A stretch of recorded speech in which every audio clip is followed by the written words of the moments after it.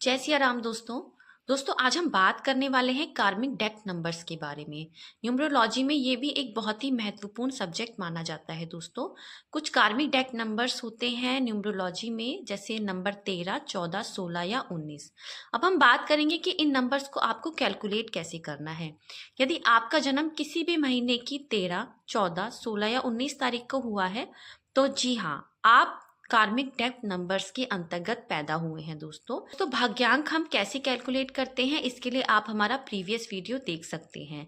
जब भी हम भाग्यांक कैलकुलेट करते हैं तो पूरी डेट ऑफ बर्थ को टोटल करके जो डबल डिजिट में नंबर आता है, अगर वो नंबर आपका 13, 14, 16 या 19 आता है तब भी आप कार्मिक डेप्थ नंबर के अंतर्गत आते हैं दोस्तों। क्या होते हैं कार्मिक डेप्थ नंबर?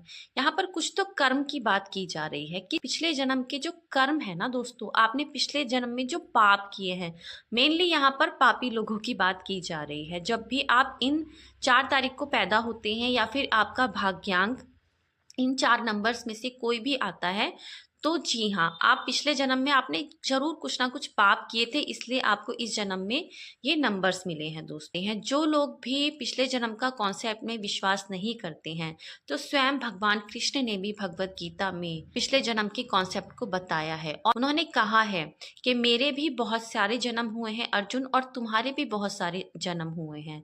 बस फर्क ये है कि तुम अपने पिछले जन्मों को भूल चुके हो और मुझे अपने सारे जन्म अच्छे तरीके से याद हैं। बस ये हमारे हिंदू सनातन धर्म में सभी जगह देखने को मिलता है कि पिछला जन्म होता है, पिछले जन्म का जो प्रारब्ध है, जो कर्म है, वो इस जन्म में भी कहीं ना कहीं आपको इफेक्ट करते हैं दोस्तों। तो यही कॉन्सेप्ट यहाँ पर भी लागू होता है। आपने पिछले जन्म में जो भी पाप किए हैं या जो भी गलत काम किए हैं, उन पापों का प्रायश्चित आपको इस जन्म में करना पड़ता है दोस्तों। जो कर्जा आप पर चढ़ा हुआ है, उस कर्जे को आपको इस जन्म में जरूर चुकाना पड़ेगा।